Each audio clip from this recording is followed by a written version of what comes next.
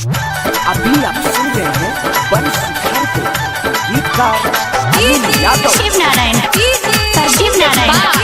अलबेला recording studio Simra. सब छौरी में तो हमारा पहरी लगाए हो डीजे वाला भाई। सब छौरी में तो हमारा पहरी लगाए हो डीजे वाला भाई। सब छौरिया में तो हमारा पहरी लगाए हो डीजे वाला भाई, हो डीजे वाला भाई।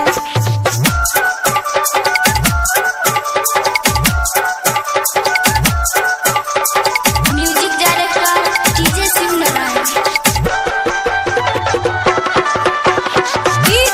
शिव नारायण शिव नारायण शिव नारायण शिव नारायण। हम चाहे आज के हिलाब झकमरिया, हिलाब झकमरिया, हिलाब झकमरिया। गाना भोजपुरी बजाए, ये हो गाना भोजपुरी बजाए हो डीजे वाला भाई। सब छौरी के तो हमारा पहरी लगाए हो डीजे वाला भाई। सब छौरी में तो हमारा पहरी लगाए हो डीजे वाला भाई, हो डीजे वाला भाई। Presented by Albela recording studio Simra. Shiv Narayan Shiv Narayan Shiv Narayan.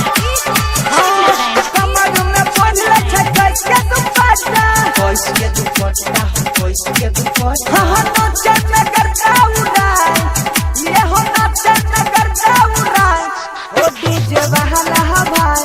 सब छौरी में तो हमारा पहरी लगाए हो डीजे वाला